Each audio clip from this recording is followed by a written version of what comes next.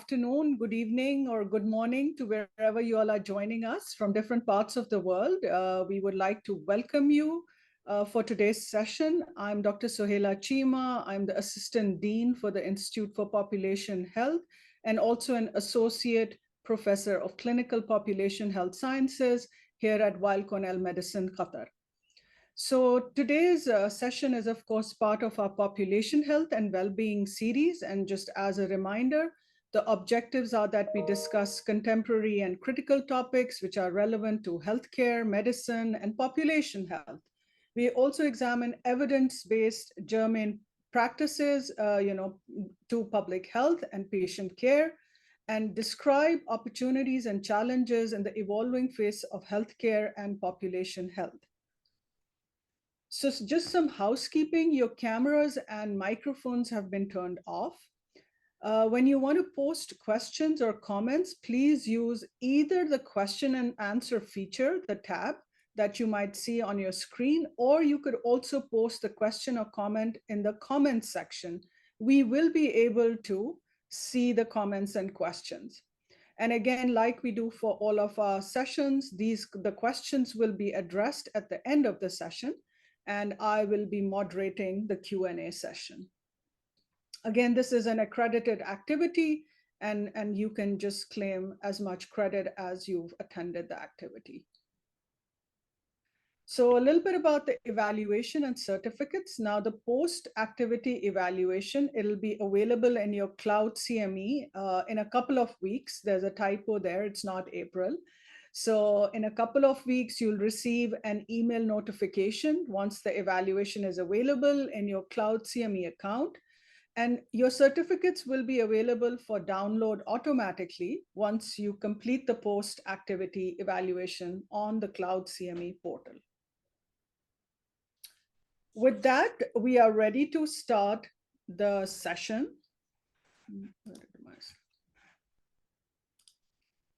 And it gives me great honor to introduce our speaker for today, which is Dr. Linda Gerber. I'm just going to stop share. There seems to be some problem.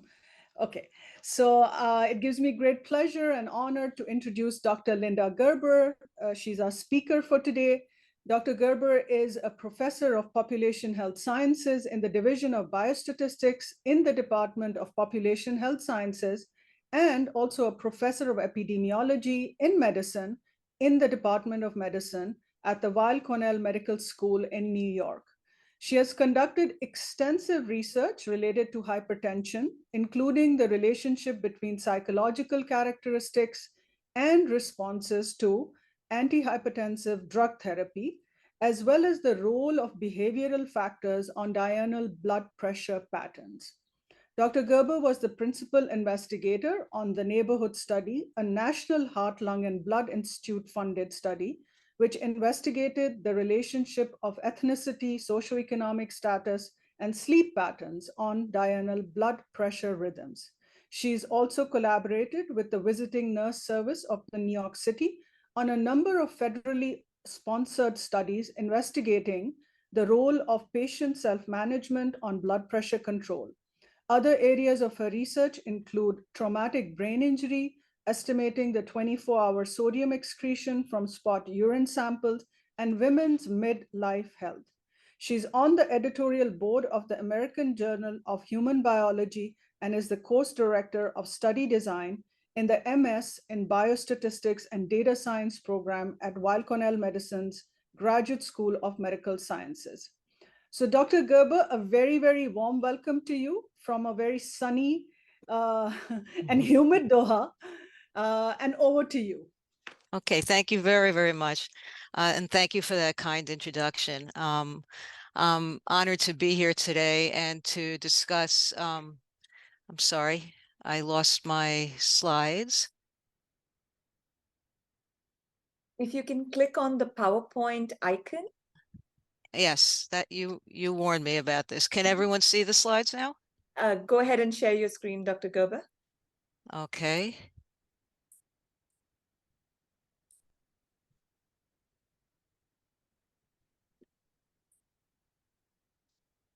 I'm sorry.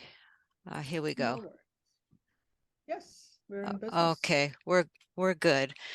So today I will be talking about measuring blood pressure at the clinic, at home, and using ambulatory measurements. I can't seem to advance the slide. There we go. I have one disclosure, and that is I am on the scientific advisory board of BIZU, but I will not be discussing any unlabeled or any unapproved use of drugs. So there are three learning objectives that I'd like to get across during this talk today. I'd like to describe guidelines for measuring blood pressure. I will be comparing different methods for measuring blood pressure and summarizing diagnostic categories based on the comparison of these measures. So the first few slides here are very basic, and I'm sure they will be familiar to most of you, but to get to talk about blood pressure measurement, I wanted to give a basic introduction to blood pressure and what it is. So, you know, blood pressure is a pressure that's exerted on the vessels that carry oxygenated blood throughout the body. And it's generally said to be systolic over diastolic blood pressure. The top number is the systolic blood pressure, and the diastolic is the bottom blood pressure measurement. Systolic blood pressure measures the force created when the left ventricle contracts to pump blood out to the body, whereas the diastolic pressure is recorded when the left ventricle relaxes and then fills up with oxygen again. So why are we talking about blood pressure? Why is it important?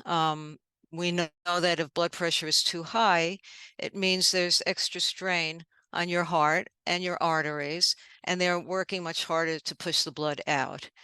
It also means that your heart cannot rest properly between beats, and over time, this additional stress can damage the arteries and the heart.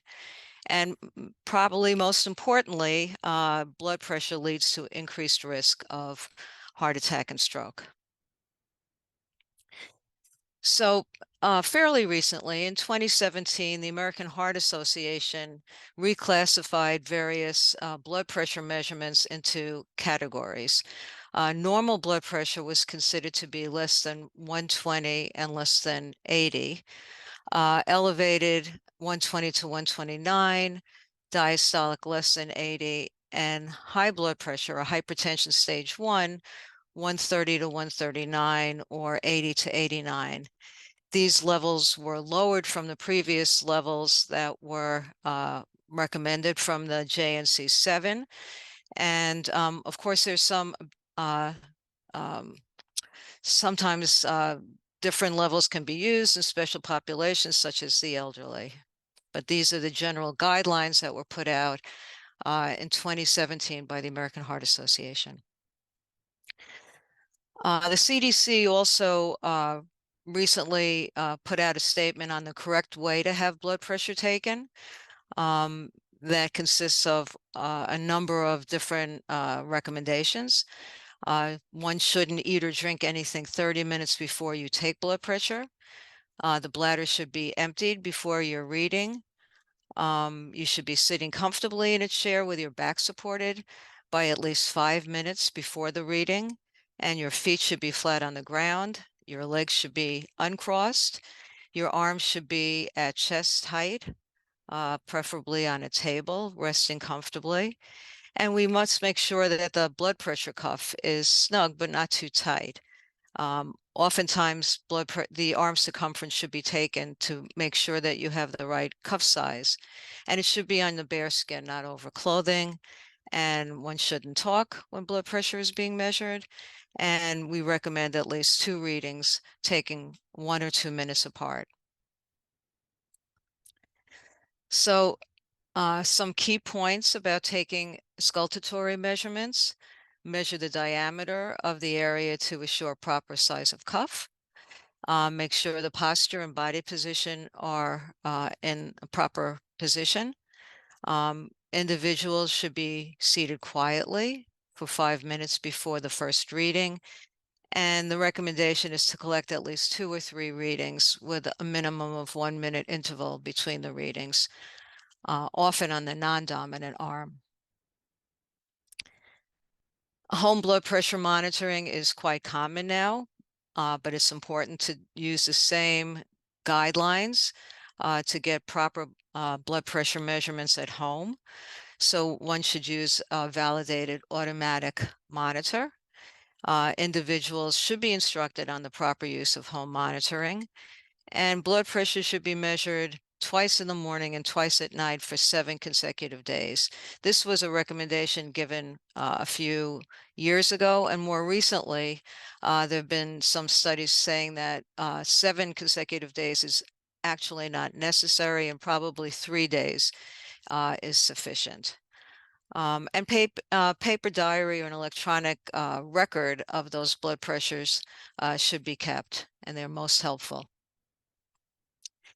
So my colleagues and I recently did a study at the Hypertension Center at Weill Cornell Medical Center on whether or not these guidelines were actually being followed. And we published this paper, and I will share some of our results with you.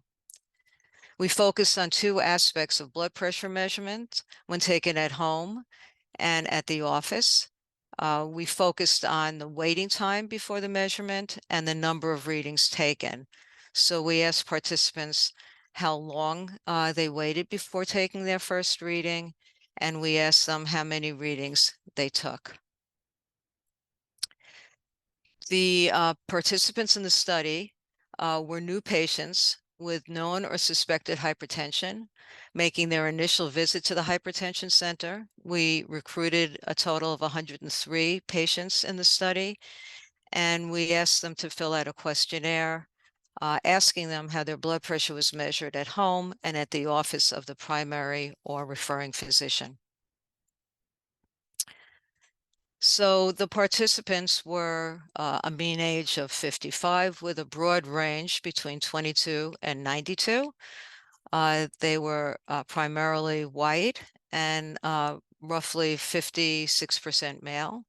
Their blood pressure reading on the first measurement, their average readings were 141 over 85.5. And we found that most of them were already on antihypertensive medications. Only 14.6% were taking no medications at their first visit to the hypertension center. And it is a specialty center, and most of the participants were taking 2 or more antihypertensive medications. When they were asked to report on the frequency of readings at home, primarily, most of them were taking only once a day or 1 to 3 times a week. Many were taking their blood pressure less than once a week. And interestingly, the waiting time before taking the measurements, 59, almost 60% of them said they didn't wait any time before taking their first measurement. And only 7% were following the recommended guidelines of waiting 5 or more minutes.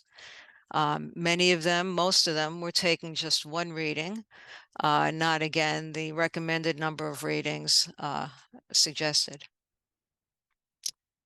When the patients were asked to self-report whether or not they received instructions from their primary or referring physician regarding home blood pressure monitoring, we asked them, were they given instructions about how often to measure their blood pressure? And most of them were not given any instructions. We asked them how long to wait before taking the measurement. And again, close to 80% said they weren't told how to take their blood pressure at home. And again, the number of readings, most of them said, 83% of them said they were not told how many readings to take. Then we asked the patients about their physician taking their blood pressure or the nurse or technician taking their blood pressure. And when asked, did the physician wait any time before taking their blood pressure measurement? Most of them did not. 76.6% did not wait before taking their, have the patient wait before taking their blood pressure. and 96% of the nurse or the technicians did not wait. And most of them only took one reading, both the physicians and the nurse or technicians. And they used, some used a manual monitor, some used an automated monitor, and very few of them used both kinds of monitor. So to summarize, what we learned from this study was that 77% of patients reported blood pressure measurement by physician was performed without waiting. 56% reported only a single reading was obtained, and only 17% were instructed how many readings to take at home at each session. And only 7% of patients reported that they waited the recommended 5 minutes, and 40% reported that they took only a single reading.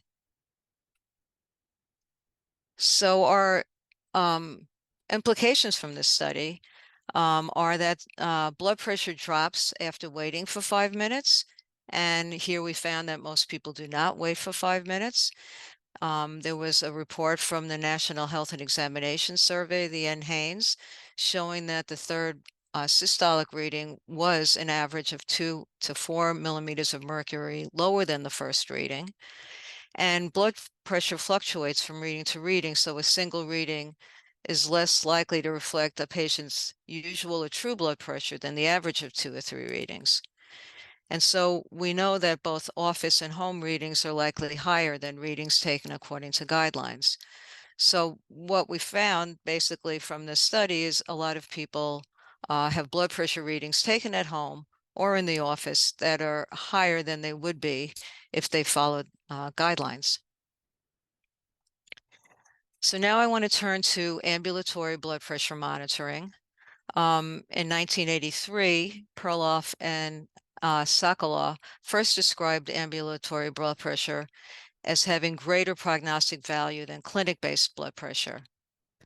And over the last 30 years or so, this finding has been replicated in many studies. So now we know that in contrast to clinic blood pressure or blood pressure taken in the office, ambulatory blood pressure is superior at predicting target organ damage and cardiovascular morbidity and mortality. We show here a participant in one of our studies. Here she's wearing an ambulatory monitor. This is the device that captures the data from the monitor. She's wearing it over clothing just for illustrative purposes, but one should wear this against the bare arm. We generally program the monitor, and this could be programmed to the investigator, the clinician's desires, but generally during the day to take a reading every 20 minutes or so, and at night 30 minutes, sometimes even once an hour, so we're not being as disruptive to sleep. So this is just an illustration of what it looks like.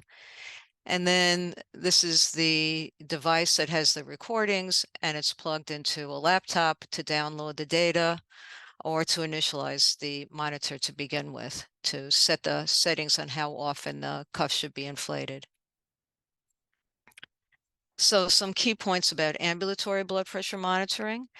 Ambulatory blood pressure monitoring has the advantage of providing average blood pressure over the course of the day.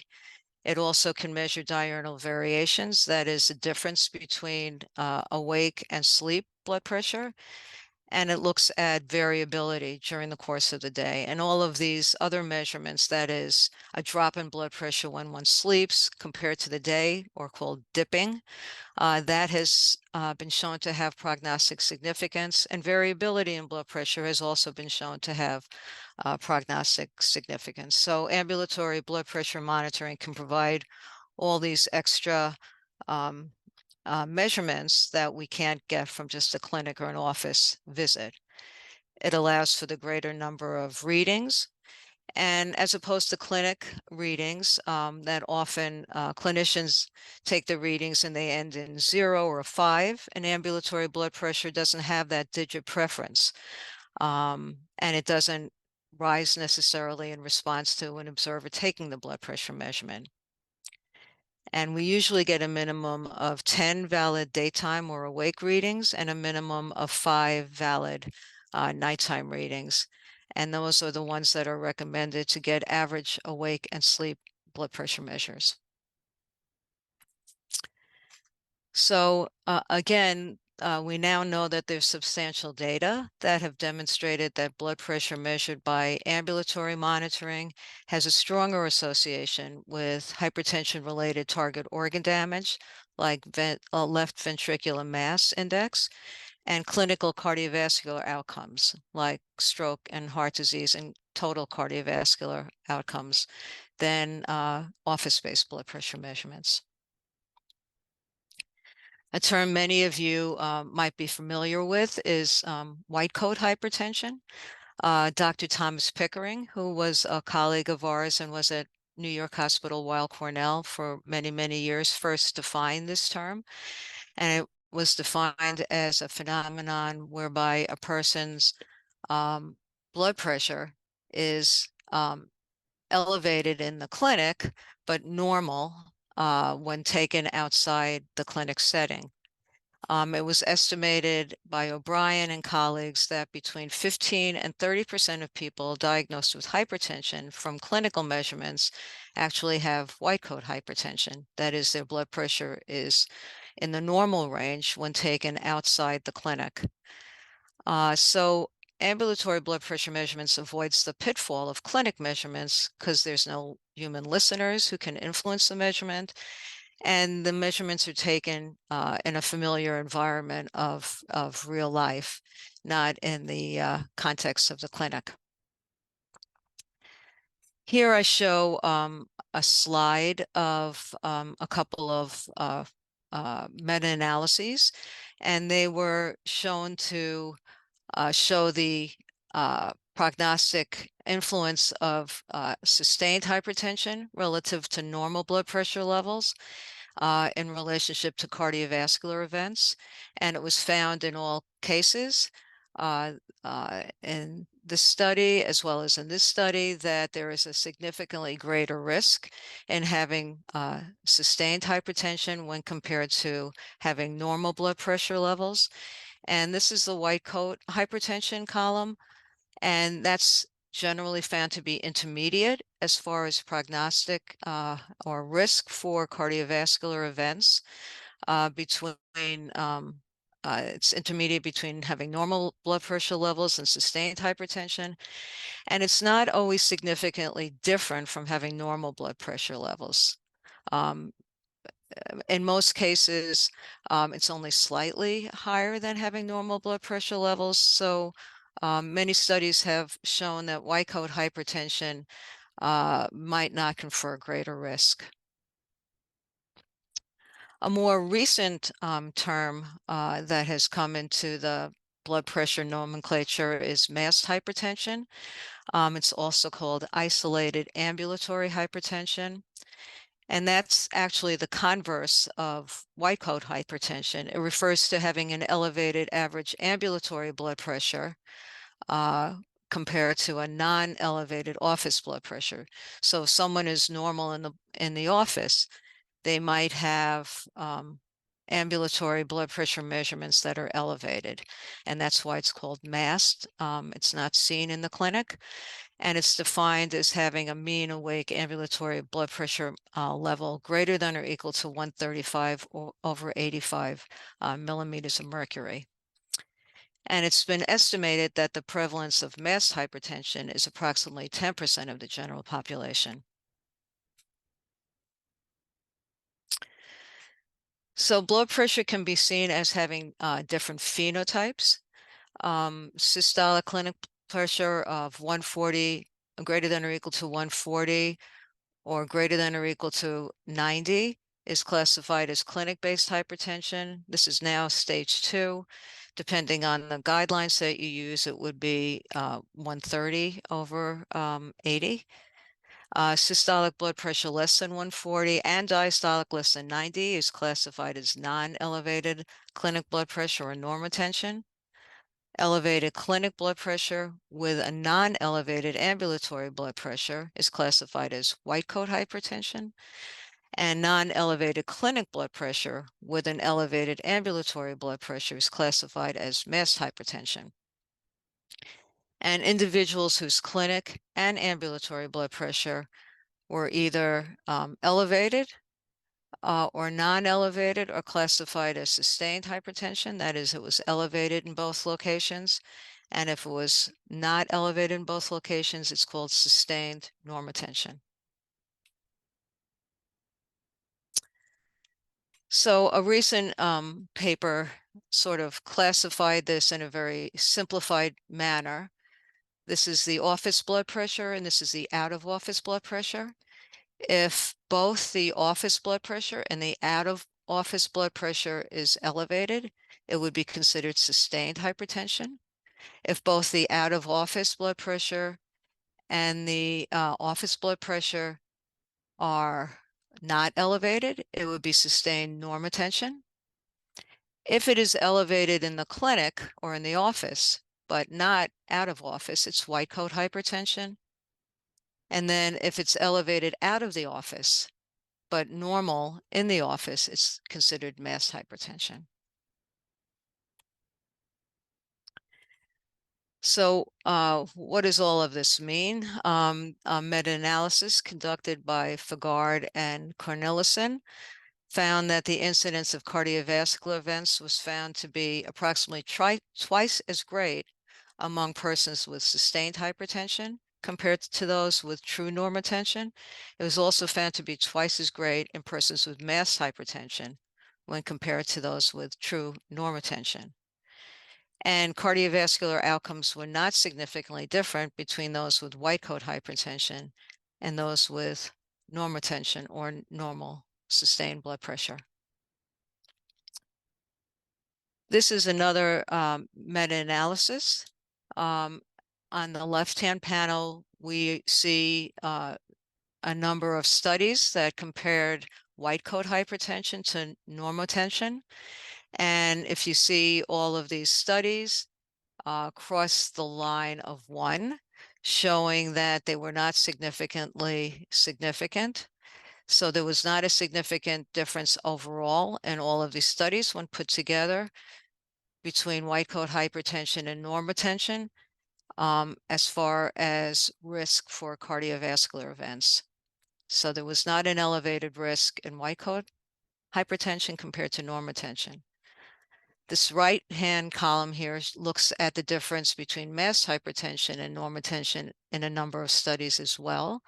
And here we see an elevated risk, odds ratios around 2, an overall odds ratio of 2, showing that people in these studies with masked hypertension had twice the risk of cardiovascular events when compared to people with sustained normal blood pressure.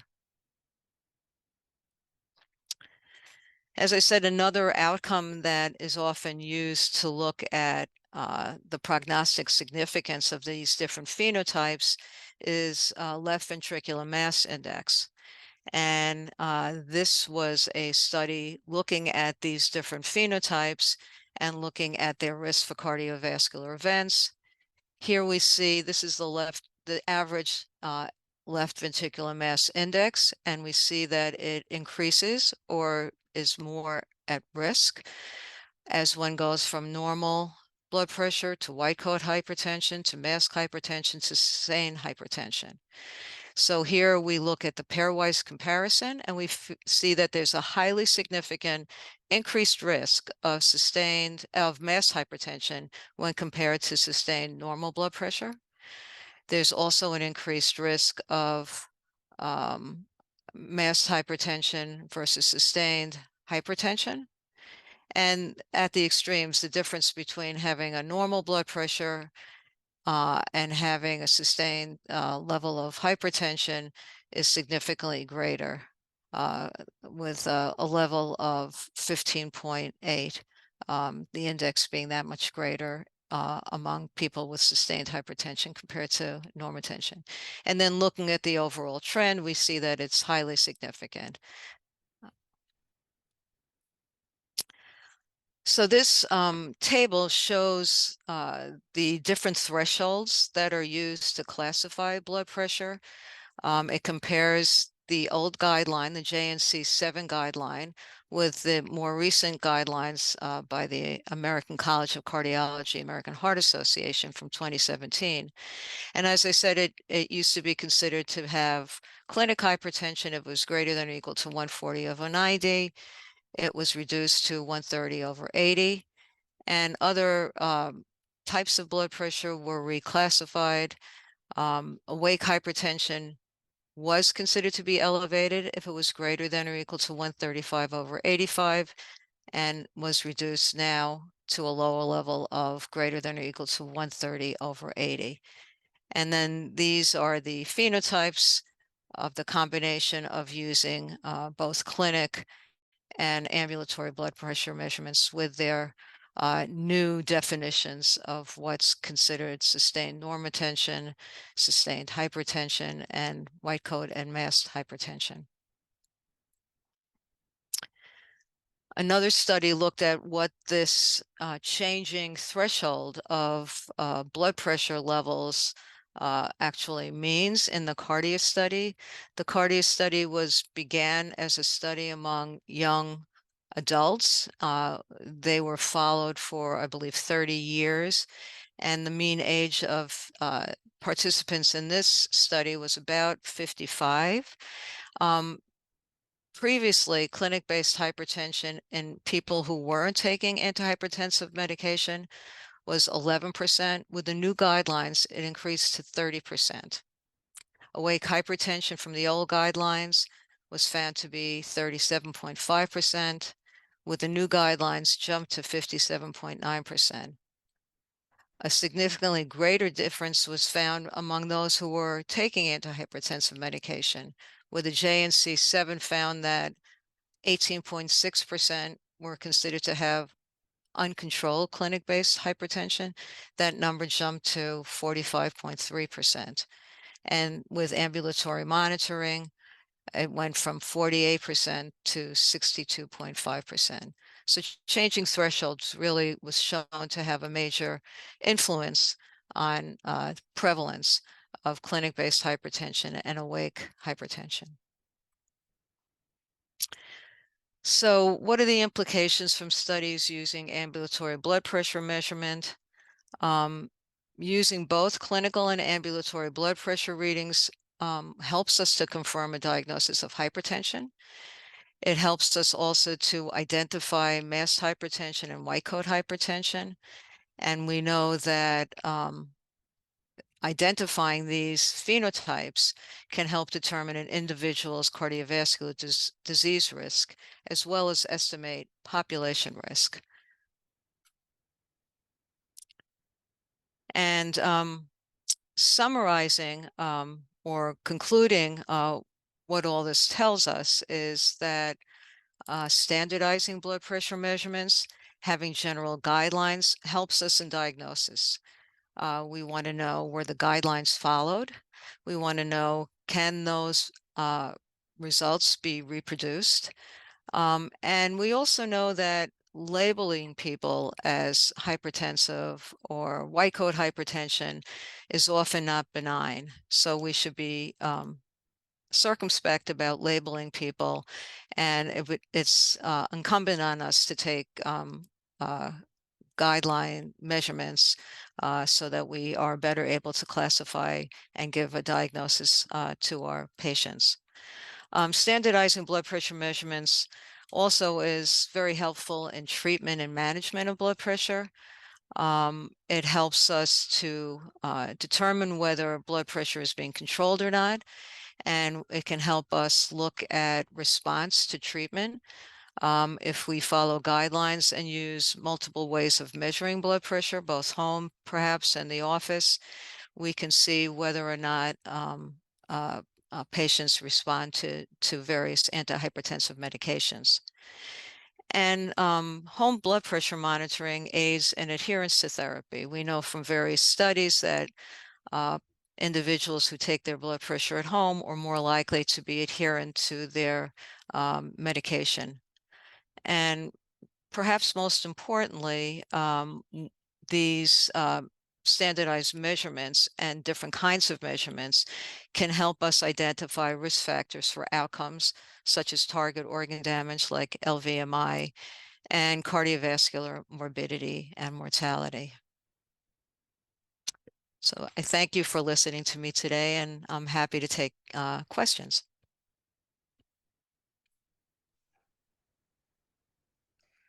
Thank you, Dr. Gerber, for that wonderful talk. So if you don't mind, just stop sharing your presentation. Great. Thank you so much. We just have a few questions to start you off with, at least for now. I think one of the participants is actually asking about the white coat hypertension, even though it is a well-known phenomena. So maybe if you can just talk a little bit about it and what does that mean? Okay, so white coat hypertension is when you take a blood pressure in the clinic or the office setting, and the blood pressure is elevated, and you ask your patient or the participant to take his or her blood pressure at home, or you give that person an ambulatory monitor, and you find out that that blood pressure is normal, in normal ranges, then it's classified as white coat hypertension. And you may or may not want to, if someone is consistently normal at home and only elevated in the office, that person may or may not need antihypertensive treatment. You may want to just follow that person more closely over time to see if it's just a stress response to having their blood pressure taken in the office. That's often the case. And now we know from these studies that it might not confer additional risk, maybe a minimally additional risk, but not like having sustained hypertension. Great, thank you. Also, Dr. Gerber, but there's a question about all the data that is being presented for the readings. So what are they using to measure the readings? Is it, the manual sphygmomanometer, or is it the digital one? So Oh, would in you the talk studies that I had shown, so research studies usually use a sphygmomanometer, but right? not always. Yes. Sometimes automatic machines are used. And home blood pressures, they usually in these studies have a specific one, so it's standardized across all the participants. Omron is a very good brand that is used by a number of epidemiologic studies. And these Right. studies that I presented were large-scale, multi-sided studies, so they are consistently using the same kind of automatic monitor at home. Yeah. Sure. So, Dr. Gerber, what are your thoughts about, where people are measuring their blood pressure at home? They have many different kinds of equipment or different maybe companies that they're getting these equipment from. How valid do you think those readings are, that they're taking at home? And again, a lot of them just might want to know what their, blood pressure reading is at home. So what are your thoughts about that? So I think it's always helpful to ask patients when they come to the clinic to bring their monitor and Right. to take their monitor, take their blood pressure with a sphygmomanometer, and then compare it to the reading that they get on their blood pressure monitor to see if it's off. Sometimes it does need to be recalibrated, and as I said, when they take it at home, they should be instructed, to sit quietly before taking their blood pressure. When we know most people don't do that, and most Right. people haven't been instructed to do that. So, and also consistently take it at the same period of time. Blood pressure fluctuates from moment to moment. So, in epidemiologic studies that we've conducted, we've told people usually take it in the morning before you have your coffee or tea. Sit quietly in a room by yourself, don't talk to anyone, and take your blood pressure measurement, and do that consistently. And in the evening, find a quiet time also, not right after eating, but a little bit before bedtime when it's quiet, and take it at those times consistently over time so that it might fluctuate a lot if you're taking it in the middle of the day when you're running around, you don't sit down for 5 minutes. So just take it consistently in a quiet fashion. Mhm. I think that that's a wonderful point that you've made, because people don't really pay attention, to where they're taking it or how they're taking it. So I think the key message here is that, basically to adhere to some of the guidelines that have been given to take the blood pressure correctly. Yeah, anecdotally, Um, I found that when I go to have my blood pressure taken, if I go to a doctor, sure. oftentimes I just sit down and they take my blood pressure right away. Yes, Everyone is pressed for time. I understand that, but sure. they don't take it in a standardized way. So then if my blood pressure is higher, I just say, I know that it's higher now because I haven't Yes, sat. I just ran into the office. So yes, sure. that's helpful as well. Yes. And Dr. Gerber, can you talk a little bit about what percentage of the population, I mean, and I don't know if there's data available on that, what percentage of the population do you think, gets the white coat phenomena? How common is it or not? Or Yeah, studies have varied and they generally it's not insignificant. It's generally like 15 to 30%. mhm, Um, it's found though that people who are already taking antihypertensive medication, that okay, the white coat effect is higher in them than okay. in people who are normal most of the time. Mhm. And that might just be because people who have been diagnosed with hypertension just have more variable blood pressure, more labile blood pressure. And so then it jumps a little bit more in the clinic compared to home. Yeah. Sure. And I mean, with this percentage, do you think that there are any variations related to gender, like male, female sex, or? I don't think there's any study showing that there's a gender difference, but elderly people are more likely to have white coat hypertension. I Okay. think that has been confirmed. Yeah. Mhm. Okay. And Dr. Gerber, you mentioned a very important thing that, of course, the guidelines for the blood pressure readings have changed, right, recently. And for many years, of course, the readings that we were looking at, they were much higher. Now the readings are, of course, much lower. So actually, there might be a lot of people who, might have been missed, like being diagnosed with high blood pressure. Yes, that's true. Yeah, On the other hand, it might just be taken in the office setting, and right, maybe at home they would have fallen below those guidelines. So right, yes, right. well, basically the readings were the guidelines lowered the blood pressure because we know that as blood pressure increases linearly, there's increased risk. So Mm, there is an increased risk in that borderline area from 130 to 139, and that's why they lowered it, because it is sure. linear, but we just have to be sure that we're diagnosing people correctly. Yes, absolutely. So you also refer to, masked hypertension, which is basically just, the opposite of the white coat phenomena. And is there any way of identifying this, earlier, or people even, knowing that they may have this, or would they just have to monitor for a certain period of time and then they get to know that they actually have masked hypertension? Yeah, that's a very good question. I think with the rise of ambulatory monitors, this phenomenon became widely known. But um, without ambulatory monitoring, it would be difficult. Right. One could take their blood pressure with a automated monitor at home and Yes. find that their blood pressure is elevated, and then maybe take it to a physician's office to confirm. Um, but ambulatory monitoring still is not as widespread as I believe it should be. And I think the Right. guidelines have now recommended for those people that you're watching and you're unsure of their diagnosis to have ambulatory monitoring. And then you could see if it's Mhm. sustained at home or not. Yeah. Sure.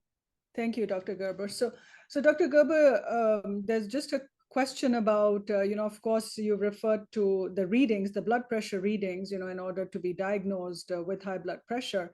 Is there any significant symptom, to that people should be aware about, that maybe that would indicate that they have high blood pressure apart from measuring Yeah, that's a blood good pressure? question. Mm, Yeah, so hypertension used to be called the silent killer. Yes. because one doesn't often have any symptoms. Sure. Generally, you don't get any symptoms until the level is very, very high, and that might be, you know, a headache, and feeling uncomfortable, but generally there's no widespread symptom that everyone gets. It has to be by measurement, really. Mhm. Yeah. Great, thank you. Okay. So another question. So talking about what are the acceptable normal blood pressure levels in elderly people? You know, like if they're 70 or 80 years old, and then on the other side, what about in the pediatric population? So would it differ from, you know, the table that you've shared? Yeah. And do we prefer a slightly higher blood pressure, maybe in the elderly, to avoid Yeah, postural and that's a great sleep? question. Yeah, Yeah. that's a wonderful question.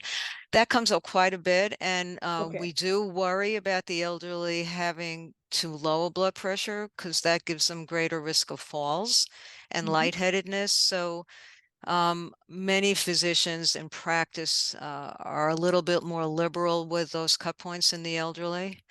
Um, you know, that if they have 140 over 90, they're not necessarily, and they're sustained at that level, they Mhm. most of them will not push it down to 130. And of course, you know, every medication has potential side effects, so one worries about that. But the elderly in particular, you worry about falls. Right. So yeah, pediatrics, um, I'm not quite sure about those levels. I think they are Yes. different for children than what I had shown. Yeah. Sure. Thank you. Um, so just a question about, you know, when we're talking about blood pressure readings, that wouldn't like self-monitoring of blood pressure, would that lead to an increased chance of us, you know, leading to self-diagnosis syndrome? Do you think that there's a risk of that? I guess if people take their blood, yes, I think some people could become maybe too Mhm. obsessive with taking their blood pressure. Yes. But I think if it's, you know, consistently elevated, then it should be taken to their physician. But uh, I don't think someone would self-diagnose, hopefully, medicine to take. But Yeah. I would hope that they would bring it to the attention of their physician. Absolutely, yes. Yeah, So you even if you self-diagnose, it's better to refer to your physician and get guided absolutely. about medication. Yeah. Thank you for that, Dr. Gerber. So, Dr. Gerber, again, there's a lot of talk about artificial intelligence. So, from your perspective, do you think, you know, technology and artificial intelligence can help clinicians and patients monitor, maybe, you know, do remote measuring of blood pressure? Or are you aware of any research studies which have been already conducted in this area? Uh, I'm not familiar with that. I know that, you know, over the last few years, it's become quite common for people to be able to take their blood pressures at home, store it on their monitor, and send it to their clinician. And they have telehealth meetings, and they don't have to come in all the time to confer with their doctor. So that's helped quite a bit. It's not quite AI, but our technology has improved quite a bit as far as patients maybe not being monitored. You know, say they had to come in the past every 3 or 6 months, they can keep in touch with their physicians through monitoring their blood pressure at home and telehealth. Yeah. Great, There are thank a you. lot more apps now that are devised to uh, transfer data from home blood pressure monitoring to the physician. Right, thank you. Yeah. So, Dr. Gerber, any thoughts about, you know, maybe from your research study or you know, other data that you might have seen, that if there's like a big difference between blood pressure, which is taken at the office and then taken at home after following all the recommendations that one showed for real high, I mean, what do you think? The doctors do recommend treatment for this person if there's a big difference in what they're, you know, the readings that they're getting at home and in the clinic? What are some of the things then you would suggest to do? So if a patient is taking his or her blood pressure with a home monitor, And Yes. there's a big difference with the clinic. I think Yes. generally ambulatory blood pressure monitoring would be helpful. Okay. And then you could see both the variability during the day, and then you could see how much it drops at night. And I didn't get into blood pressure dipping per se, but the difference between your awake blood pressure and your nighttime blood pressure should be greater than 10 millimeters of mercury. It's been found in many studies that if it doesn't drop when you're Mhm. resting at night, that's a risk factor. So I would recommend using ambulatory blood pressure monitoring to see what the course of the blood pressure is during the day. Maybe there's a stressful period in the day when they're taking it, and the rest of the day is normal. So you get the average and the variability, as well as looking at the difference between the average awake and the average nighttime blood pressure Mhm. reading. Great. Yeah. So Dr. Gerber, of course, we have a big variety of antihypertensive drugs available, but do you think lifestyle medicine has a role? If people feel that they have, they're slight, maybe they're in the elevated range, do you think initially lifestyle change can help these patients? Are there any studies related to that? Have you seen any data published for that? Yes, that's a great question also, and I believe there's a great role for lifestyle medicine. Yes, I think one of the first things that affects blood pressure is body mass index and weight and obesity. If someone is overweight or obese, I think if possible, trying to get them to lose weight will have a great effect on their blood pressure, especially if they're in that middle range. You could shave off 5 or 10 millimeters of blood pressure of mercury. Right. Exercise is also a very good option to decrease blood pressure. There are studies that show that even, simple walking or household chores and increasing that can help you to lower your blood pressure or control your blood pressure if you're Sure. already on medicine. Yeah. Right. Right. Thank And you. so you don't have to take 2 or 3 drugs. Yeah. Yes. Yes, absolutely. So there's a question about, the measurement of the blood pressure on, which hand. I believe you said it should ideally be the non-dominant Arm. Yes. arm, right? Yeah. Yes. Yes, So ideally, but oftentimes they used to take blood pressure on both arms and found that there was a difference. The difference right. is really slight. So Mhm. that's a recommendation. It's often not followed. But yes, if you have a choice, the non-dominant arm is better, but there's only a 2 or 3 millimeter difference usually between the arms. Right. Yeah. Great. I think that's wonderful. I think we had a lot of great questions, and thank you so much for answering all those. So maybe, Dr. Gerber, if you don't mind, if you could just, just maybe summarize a few, key takeaway points. You went into a lot of depth about, blood pressure readings. If you could just maybe summarize some key takeaway points for our healthcare practitioners who are attending the session today. Yes, I'll try my best. I think that blood pressure, as I said, is an important risk factor for cardiovascular events. And so we should be careful in how we're measuring blood pressure. We don't want to miss people because Yes.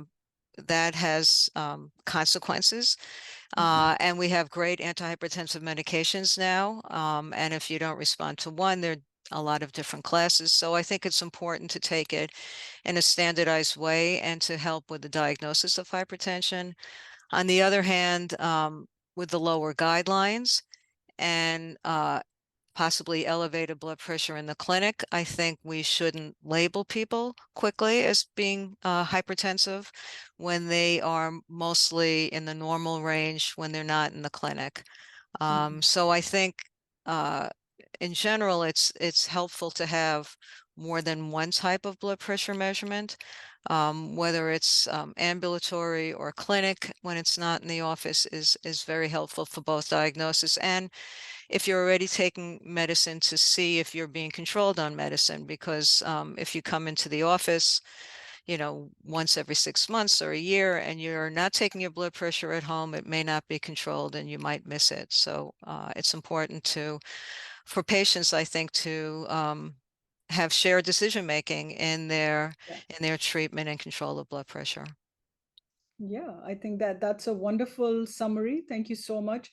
There was a question about, drugs, and again, like you said, if you're going to your physician, talk to them about any drugs that you're already taking, any conditions that you already have, before they put you on antihypertensive medication, because again, there might be interactions with some of those drugs that you're already taking. So again, we don't need to go into the depth, but I just wanted to mention it there for this participant who was asking about a question related to drugs and high blood pressure. Yeah. So And also yes, on that point, which I didn't go into, if you have other comorbidities like yes, chronic kidney disease or sure, diabetes, you might be more vigilant about yes, keeping blood pressure under control. Yeah. absolutely, 100%. Yeah. Okay, so thank you so much. I think it's really, really been a wonderful session. Thank you, Dr. Gerber, for taking time out from your very, very busy schedule. We are really, really pleased to have you with us. And thank you so much for sharing all that knowledge with all our participants. And So thank you again, a for very, having very me. Yes. thank you. Thank you again. Thank you to all our participants who were able to join us. We had a large attendance today, about 450 people. So that's wonderful. And we look forward to having you all again at our next session in November. So bye-bye for now. Assalamu alaikum and take care. Thank Bye-bye. you. Bye. Thank you.